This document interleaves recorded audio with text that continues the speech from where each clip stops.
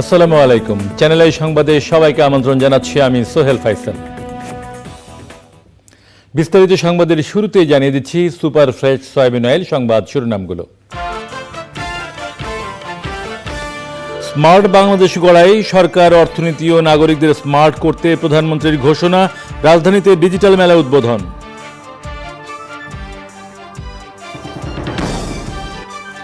সুষ্ঠু নির্বাচন অনুষ্ঠানে জেলা প্রশাসকদের দক্ষতার সাথে কাজ করার নির্দেশনা। উন্নয়ন কর্মকাণ্ড বাস্তবায়নে প্রশাসনকে সহায়তা করবে সেনাবাহিনী। এবং চলমান আন্দোলন বেগবান করতে বিএনপির নতুন পদযাত্রা কর্মসূচি, সহিংসতা ঠেকাতে নির্বাচন পর্যন্ত আওয়ামী লীগের মাঠে থাকার ঘোষণা।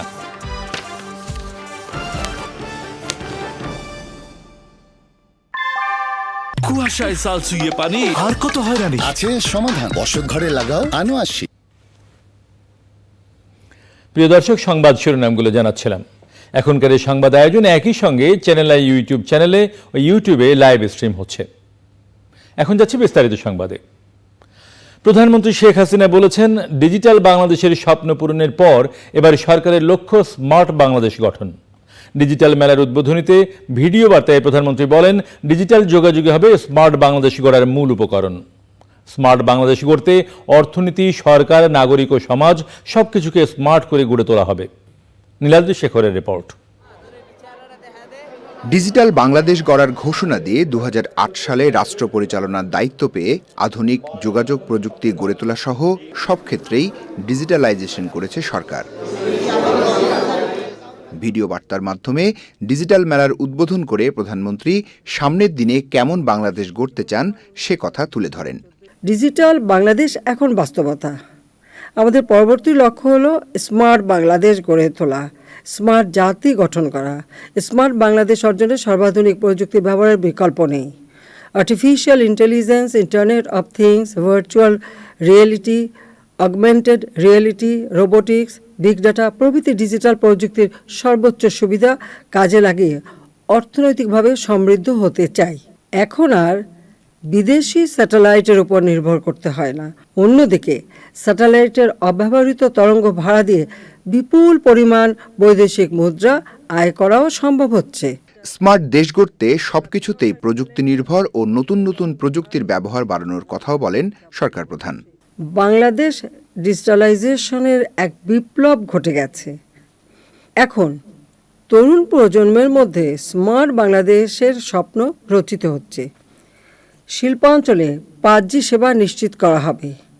বিনিয়োগ ও রপ্তানি ক্ষেত্রে ডিজিটাল পণ্য অর্থনীতিতে গুরুত্বপূর্ণ অবদান রাখবে বলে আমি আশা করি।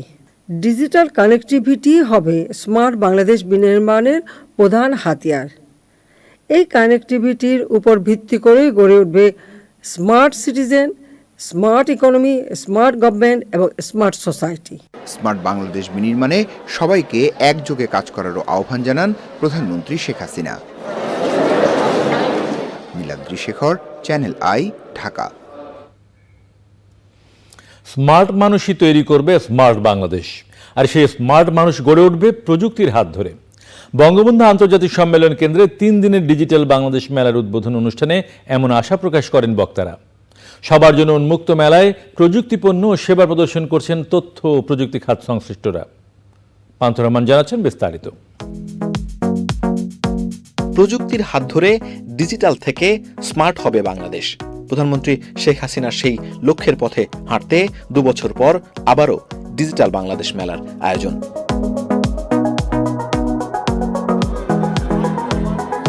প্রযুক্তি পণ্য ও সেবায় বাংলাদেশের অবস্থান, অগ্রগতি আর চ্যালেঞ্জ তুলে ধরতে ডাক ও টেলিযোগাযোগ বিভাগের এই উদ্যোগ।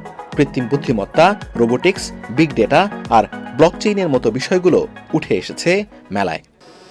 আয়োজকরা জানান, নতুন প্রযুক্তি ও মানব সম্পদ তৈরির পাশাপাশি জনগণের সঙ্গে প্রযুক্তির সম্পর্ক তৈরি এ মেলার লক্ষ্য।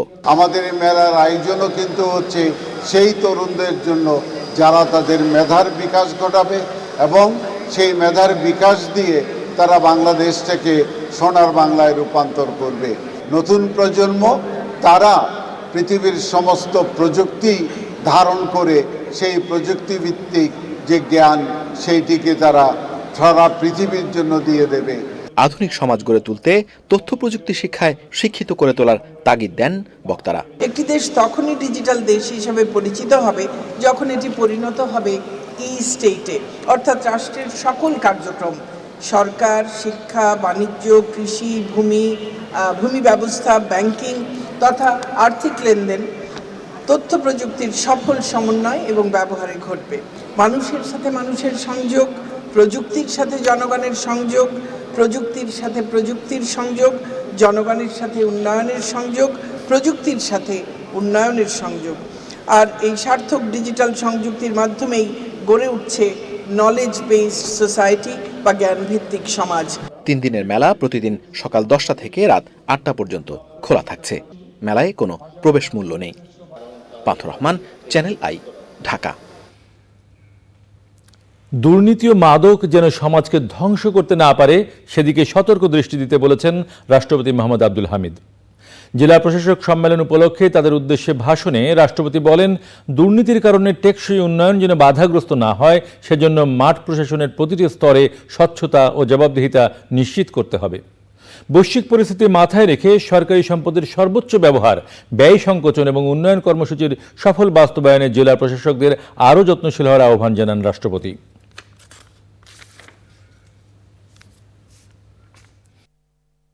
মাদকদ্রব্য যাতে যুব সমাজকে ধ্বংসের মুখে ঠেলে না দেয় সেদিকেও আপনাদেরকে সতর্ক দৃষ্টি রাখতে হবে।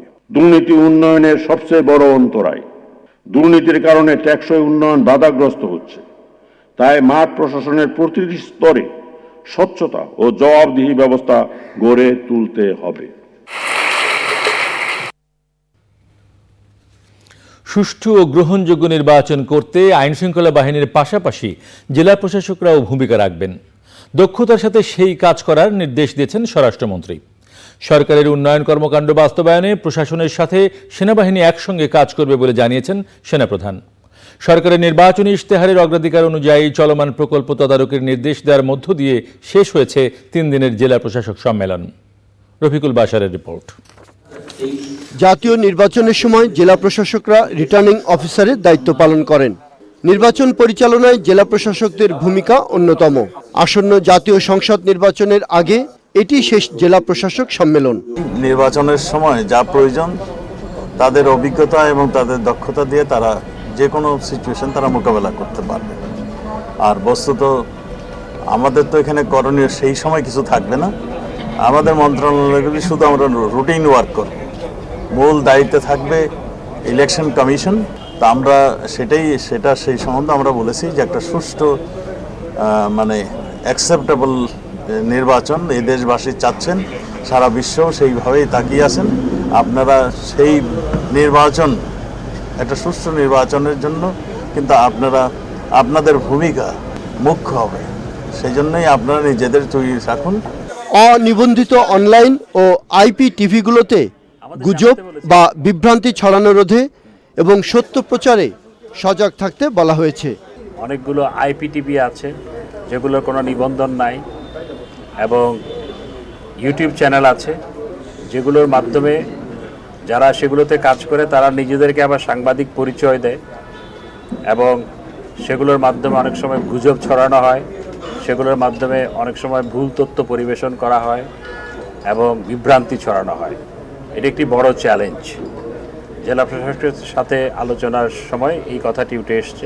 জেলা প্রশাসকদের সাথে নির্বাচন নিয়ে কোনো আলোচনা হয়নি জানিয়ে সেনাপ্রধান জানান, বেসামরিক প্রশাসনের সাথে সম্পর্ক আরও বন্ধুত্ব হওয়ায় একসাথে কাজ করতে গিয়ে সেনাবাহিনী আগের চেয়ে বেশি স্বাচ্ছন্দ্য বোধ করছে। উদ্দেশ্য একই, বাট কর্মপদ্ধতির ভিন্নতার কারণের সময় অনেক সময় একটু কিছু ভুল বোঝাবুঝি হয়তো হয়ে থাকে। তো যত আমরা ওইগুলো দূর করতে পারবো, আমাদের কাজের নিজের স্বকীয়তা বজায় রেখে আমার মনে হয় will be able to perform what is expected from us by the government. রাষ্ট্রীয় এবং ব্যক্তি পর্যায়ে ডেটা সংরক্ষণের জন্য উপাত্ত সুরক্ষা আইন করা হবে। ডিজিটাল সিকিউরিটি অ্যাক্টের আওতায় মামলা হওয়ার জন্য যথেষ্ট, তাহলেই মামলা হবে, আর না হলে মামলা হবে না। বেশ কিছু মন্ত্রণালয়ে অনেক গুরুত্বপূর্ণ ডেটাবেজ আছে যেগুলো কিন্তু প্রাইভেট কোম্পানি, দেশি বা বিদেশি কোম্পানি, তারা অনেক সময় বিভিন্ন কৌশলে সেই ডেটাগুলো হাতিয়ে নিয়ে যায়। আবার অনেক ক্ষেত্রে সাইবার ক্রিমিনালরাও তারা আক্রমণ চালিয়ে ডেটাগুলো চুরি করার চেষ্টা করে। আর একজন রোহিঙ্গাকেও বাংলাদেশে প্রবেশ করতে না দেওয়ার সিদ্ধান্ত হলেও মিয়ানমারের আন্তরিকতার অভাবে তারা আসছে বলে জানান পররাষ্ট্রমন্ত্রী। আমাদের পলিসি হচ্ছে আমরা আর একটা রোহিঙ্গা নেব না, কিন্তু আমরা লোক তো মারতে পারি না। আমাদের প্রায়োরিটি হচ্ছে they must go back to their country of origin. এইটা আমাদের নাম্বার ওয়ান, যে তাদের রিপার্টিশন করতে হবে। এবং যেহেতু মায়ানমারও বলেছে তারা লোকগুলো নিয়ে যাবে, কিন্তু আজকে 60 ইয়ার চলছে, একটাও যায় না, তাদের মধ্যে আন্তরিকতার অভাব। নির্বাচনের আগে সরকারের ইস্তেহারের অগ্রাধিকার অনুযায়ী চলমান প্রকল্পগুলো তদারকি করতে জেলা প্রশাসকদের নির্দেশ দেওয়া হয়েছে। সরকারের যে আমাদের উন্নয়নগুলো, যে কর্মকাণ্ডগুলো আছে, ওখানে প্রকল্পগুলো আছে, সেগুলো উনি বাস্তবায়ন করবেন এবং জনমুখী জনপ্রশাসন, মানুষের সেবক হিসেবে তারা কাজ করবেন। Rafiqul Bashar, channel I, Dhaka. বিএনপির চলমান আন্দোলনকে আরও জোরদার করার লক্ষ্যে নতুন পদযাত্রা কর্মসূচি ঘোষণা করেছে ঢাকা উত্তর ও দক্ষিণ বিএনপি। সংবাদ সম্মেলনে দলের মহাসচিব বলেছেন, সরকার পতনে বিএনপির আন্দোলনে জনগণের স্বতঃস্ফূর্ত অংশগ্রহণ থাকায় 4 ফেব্রুয়ারির বিভাগীয় সমাবেশের আগে উত্তর ও দক্ষিণ বিএনপির পদযাত্রা হবে। বিস্তারিত জাকিয়া আক্তারের রিপোর্টে। গণতন্ত্র পুনরুদ্ধার, নির্বাচনকালীন সরকারের অধীনে নির্বাচন, বেগম খালেদা জিয়া সহ বিএনপির সব রাজবন্দীদের মুক্তির দাবিতে আন্দোলন করছে বিএনপি। জনগণকে সঙ্গে নিয়ে আন্দোলন আরও ত্বরান্বিত করা হবে উল্লেখ করে নতুন কর্মসূচি ঘোষণা করেছে দলটি। নয়াপল্টনের সংবাদ সম্মেলনে বিএনপি মহাসচিব জানান, গণতন্ত্র পুনরুদ্ধারের দাবিতে আগামী 30 জানুয়ারি ও 1 ফেব্রুয়ারি পদযাত্রা করবে ঢাকা দক্ষিণ বিএনপি। আর যুগপৎ আন্দোলনের 10 দফা দাবিতে 28 ও 31 জানুয়ারি পদযাত্রা করবে ঢাকা উত্তর।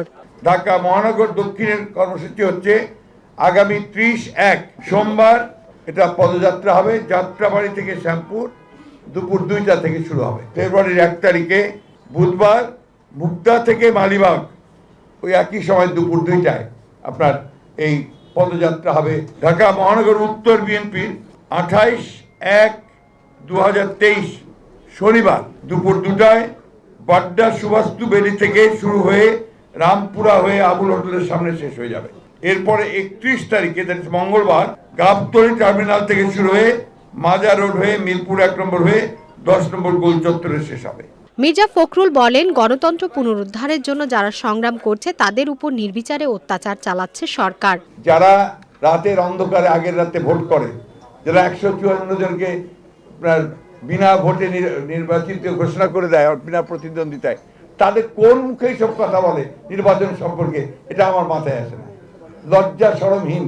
দলের জন্য নয়, দেশের গণতন্ত্র জনগণের হাতে ফিরিয়ে দিতেই তাদের এই আন্দোলন বলে জানান বিএনপি মহাসচিব। Zakia Akter, channel I, Dhaka. বিএনপির সাথে পাল্টাপাল্টি কর্মসূচি নয়, তবে সহিংসতা ঠেকাতে নির্বাচন পর্যন্ত আওয়ামী লীগ মাঠে থাকবে বলেছেন দলটির সাধারণ সম্পাদক ওবায়দুল কাদের। জঙ্গিবাদ ও সাম্প্রদায়িকতাকে অভিন্ন প্রতিপক্ষ আখ্যা দিয়ে তিনি বলেছেন, এদের রুখে দিতে হবে। নাজিব বেগের রিপোর্ট। 10 দফা দাবিতে নতুন করে পদযাত্রা কর্মসূচি দিয়েছে বিএনপি। তবে আওয়ামী লীগ বলছে, বিএনপির বিপরীতে কর্মসূচি দেওয়ার ইচ্ছে নেই তাদের। দলের বঙ্গবন্ধু এভিনিউ কার্যালয়ে ময়মনসিংহ বিভাগের প্রতিনিধি সভায় আওয়ামী লীগ সাধারণ সম্পাদক বলেছেন, মাঠ ফাঁকা রাখলে চিরচেনা সহিংস রূপে ফিরবে বিএনপি। আমরা নির্বাচন পর্যন্ত রাজপথে মাঠে আছি, থাকবে। উপজেলা, ইউনিয়ন, ওয়ার্ড পর্যন্ত সতর্ক পাহারা আওয়ামী লীগের থাকতেই হবে। কোন অপশক্তিকে আমরা আগুন নিয়ে খেলতে দেব না।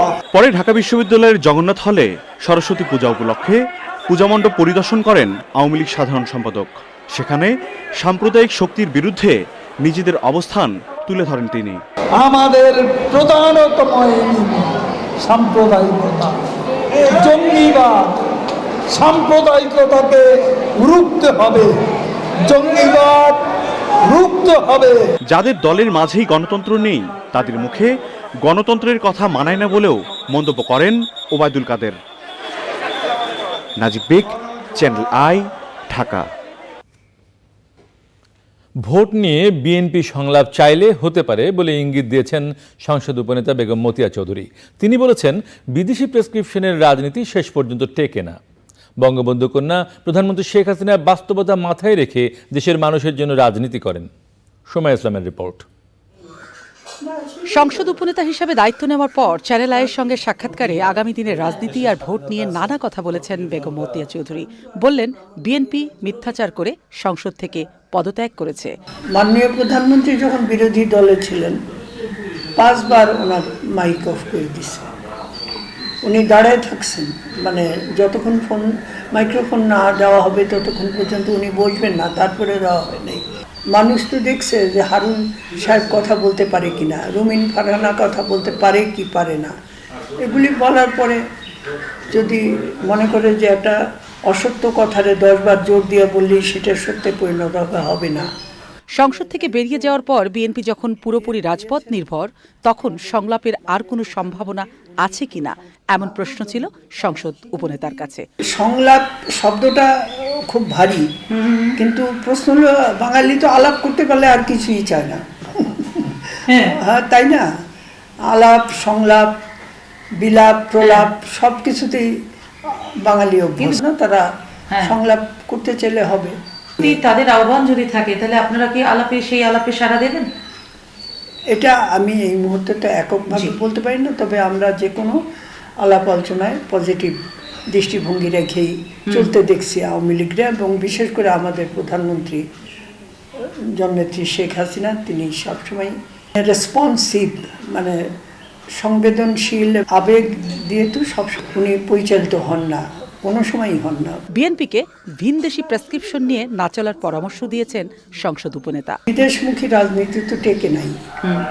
আমি খালি তাদের কথা বলবো না, আমাদের দেশে আরও অনেক রাজনৈতিক দল এই বিদেশমুখী রাজনীতি করার ফলে কিন্তু তাদের অনেক স্যাক্রিফাইসিং কর্মী ছিল, অনেক স্যাক্রিফাইসিং প্রজ্ঞাবান নেতা ছিল, কিন্তু তারা কিন্তু শিকড় মেলতে পারল না। সুজাতা সিং আসছেন, বাংলাদেশে রাষ্ট্রদূতদের আসা যাওয়া বা কূটনীতিবিদদের আসা যাওয়া কি এই প্রথম? এর আগেও তো সেই তারা আসছেন, বসছেন একসঙ্গে, সমস্ত পার্টি নিয়ে বসছেন। না হলে এইগুলি ঘটনা না ঘটলে ভালো ছিল, কিন্তু এইটা তো নতুন ঘটে নাই। বিএনপির সভা সমাবেশ করার সক্ষমতা নিয়েও প্রশ্ন তুলেছেন তিনি। এখন আওয়ামী লীগের কর্তব্য কি? তাদের মিটিংয়ে লোক সাপ্লাই দেওয়া? ছোটবেলায় একটা করতাম, বলছে এতগুলি ভাত খাবি, বাঘ মারতে যাবি, বাঘ মারতে ডরাবি না তো? তারপর এরকম হয়ে চোখের কাছে আঙ্গুল নিয়ে বলছে এই যে ডরাইলি। তো এই খেলা রাজনীতি, এই খেলা না।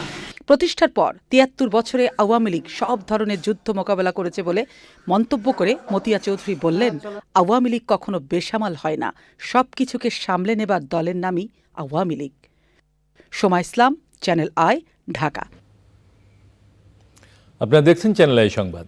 এবারে অশোক লেল্যান্ড ইফাদ অটো লিমিটেড বিরতি, আর বিরতির পর অন্যান্য সংবাদের সঙ্গে থাকছে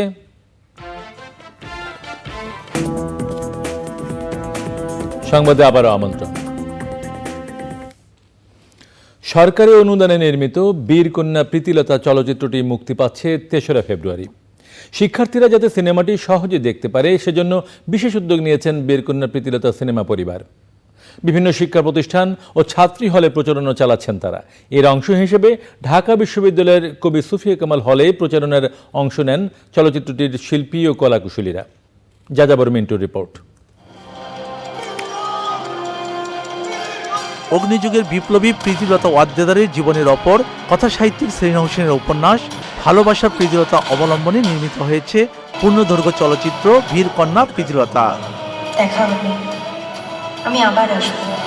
ছবিতে প্রীতিলতার চরিত্রে অভিনয় করেছেন নুসরাত ইমরোজ তিশা এবং বিপ্লবী রামকৃষ্ণের চরিত্রে দেখা যাবে মনোজ প্রামাণিককে। কোনো ক্যারেক্টারেরই আসলে ভিডিও ডকুমেন্টস ছিল না, এই জন্য ক্যারেক্টারটা পোর্ট্রেট করতে আমাদের খুবই কষ্ট হয়েছে, কিন্তু thanks to my director Selina aunty সবার চেষ্টার জন্য তারা আমাদের চাইতে বেশি রিসার্চ করেছে। তাদের সাথে কথা বলে বই পড়ে এবং ডিসকাশনের মাধ্যমে আমরা ক্যারেক্টারটাকে আসলে ধারণ করতে সক্ষম হয়েছি। ছবি আসলে আমাদের সবার দেখা উচিত এবং সব ছবি আসলে এরকম না যে নাচ গান বা এরকম এন্টারটেনমেন্ট থাকবে, সেরকম না। এই ছবির অন্য মাত্রা আছে। এরকম একটি আয়োজনে নিজেদের সম্পৃক্ত করতে পেরে আনন্দিত কবি সুফিয়া কামাল হল কর্তৃপক্ষ।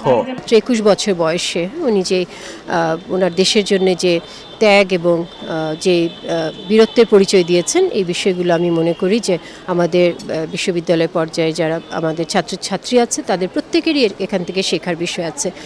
নতুন প্রজন্ম যাতে প্রীতিলতার আত্মদানের বীরত্ব কথা জানতে পারে, নিজেদের হৃদয়ে শক্তি ও সাহস সঞ্চয় করতে পারে, সেজন্য শিক্ষার্থীদের জন্য হাফ পাস চালুর ঘোষণা দেন ছবির পরিচালক। এই প্রজন্ম যদি এটি না জানে, এই প্রজন্ম যদি আজকে তার ইতিহাসকে ভালোভাবে মূল্যায়ন করতে না পারে, তাহলে সে আগামী দিনে অগ্রসর হতে পারবে না। হয়তো আমরা অনেক উন্নত দেশ হতে পারবো, কিন্তু মনোজগতে হয়তো উন্নয়নটা ঘটবে না। এই চলচ্চিত্রগুলো কিন্তু মনোজগতে উন্নয়ন ঘটাতে সক্ষম এবং সরকার অবকাঠামোগত উন্নয়নের পাশাপাশি শিক্ষা এবং দর্শনের উন্নয়নের কথা কিন্তু বলছে বারবার। গত বছরের 25শে নভেম্বর মুক্তির তারিখ নির্ধারণ করা হলেও শেষ মুহূর্তে কিছু কারিগরি সংকট দেখা দেওয়ায় তা পিছিয়ে যায়। যাযাবর মিন্টু, চ্যানেল আই, ঢাকা। এবারে কৃষি সংবাদ।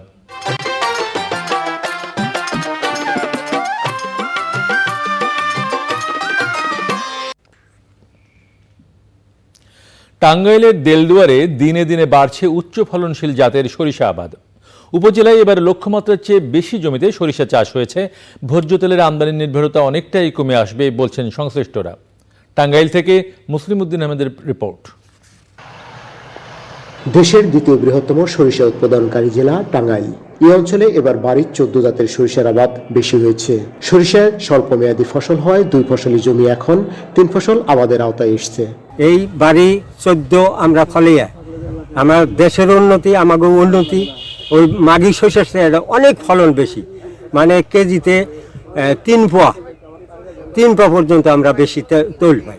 সরিষা দেখে এবার মানুষের মানে হয়েছে যে আগামীতে এক তোলা জমি প্রতিদিন রাখবো না, আমরা সব জমি ধান বোনার আগে সরিষা আবাদ করবো। বাড়ি 14 এবছর যে শস্য হয়েছে আগামী বছর আরো অনেক হবে। কৃষি গবেষণা না করলেও আমাদের আগ্রহ মানে এটা দেয়া দিয়েই অনেক আগ্রহ বাইরে গেছে, অনেকে করব। উচ্চ ফলনশীল সরিষার আবাদ বাড়ানো সম্ভব হলে আমদানি নির্ভরতা কমে প্রতি বছর প্রায় 20,000 কোটি টাকা সাশ্রয় হবে জানিয়েছে কৃষি বিজ্ঞানীরা। কিভাবে উৎপাদন বাড়ানো যায় তার 1 নম্বর পদ্ধতি হলো আমাদের এইভাবে আমরা সরিষা আবাদের জন্য আমরা হরাইজন্টাল ভাবে আমরা এরিয়া বাড়াইতে হবে না, আমাদেরকে ভার্টিক্যালি উৎপাদন বাড়াইতে হবে। তেলের যে আমাদের অভাব, এই আমাদের অভাব যে চাহিদা, এটা আমরা কিছু হলেও আমরা সেটা পূরণ করতে পারবো। এর ফলে কি হবে, ওভারঅল আমাদের দেশের যে বৈদেশিক মুদ্রা ব্যয় হতো আস্তে আস্তে কি কমে আসবে। উচ্চ ফলনশীল বাড়ি 14 সরিষা মাঠ পর্যায়ে ছড়িয়ে দিতে কাজ করছে কৃষি গবেষণা ইনস্টিটিউটের সরজমিন গবেষণা বিভাগ। এখানে আমরা সোয়িং টাইম বপন সময়টাকে প্রাধান্য দিয়েছি, যেটা যথাসময়ে বপন করা যায়। আর আমাদের আপনারা জানেন যে বাড়ি সরিষা 14 মাঘির চেয়ে মানে 27-এর চেয়ে সার বেশি লাগে এবং পর্যাপ্ত সারের যে ডোজটা আমরা প্রপার ডোজটা এখানে মেনটেন করেছি, যার জন্য আমরা এখানে আমাদের কাঙ্ক্ষিত ফলন আমরা পাবো ইনশাল্লাহ। আর আমাদের এই মাঠ দেখে কৃষক খুবই উৎসাহ প্রকাশ করেছে। বাড়ির 14 জাতের সরিষা আবাদ কৃষক পর্যায়ে ছড়িয়ে দিতে টাঙ্গাইলের দেলদুয়ারে মাঠ দিবস অনুষ্ঠিত হয়েছে। টাঙ্গাইলের দেলদুয়ার থেকে মুসলিম উদ্দিন আহমেদ, চ্যানেল আই। এখন দেখবেন প্রকৃতি সংবাদ।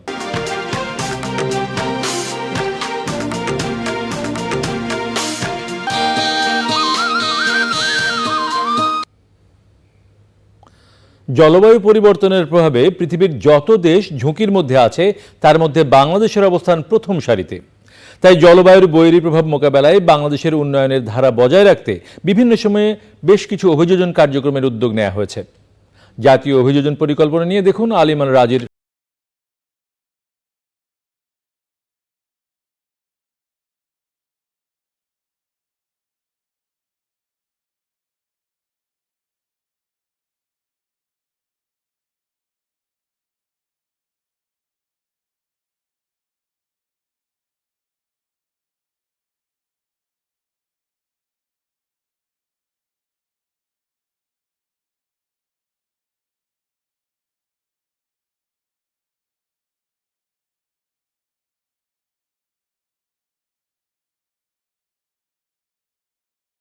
চূড়ান্ত করা হয়েছে।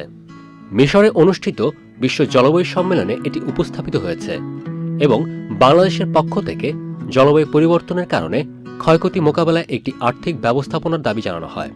জলবায়ু পরিবর্তনের যে বৈরী প্রভাব তা বন্ধ করা না গেলেও অভিযোজন সক্ষমতা বাড়ানোর মাধ্যমেই পরিবর্তনশীল জলবায়ুর সাথে নিজেদের খাপ খাইয়ে নেওয়া সম্ভব। তাই নিজেদের অবস্থান থেকে এ বিষয়ে জনসচেতনতা তৈরিতে সক্রিয় ভূমিকা পালন করতে হবে। জাতীয় অভিযোজন পরিকল্পনা বাস্তবায়িত হলে দীর্ঘমেয়াদী সমন্বিত অভিযোজন কার্যক্রম গ্রহণ ও বাস্তবায়নের মাধ্যমে জলবায়ু পরিবর্তন মোকাবেলা সহজতর হবে। জাতীয় অভিযোজন পরিকল্পনা এর সফল বাস্তবায়নের মাধ্যমে দেশের অভিযোজন সক্ষমতা যেমন বাড়বে, তেমনি নিশ্চিত হবে টেকসই উন্নয়ন। আলিমাল রাজি, প্রকৃতি ও জীবন ডেস্ক, চ্যানেল আই। এবারে পপুলার লাইফ ইন্স্যুরেন্স বাণিজ্য সংবাদ।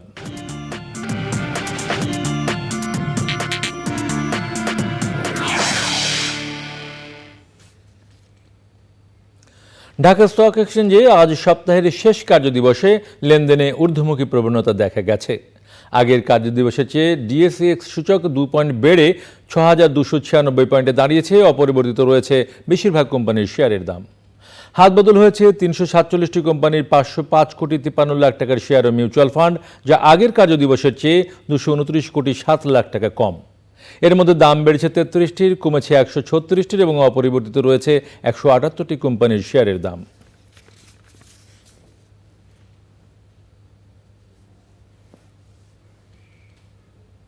এবারে খেলার খবর।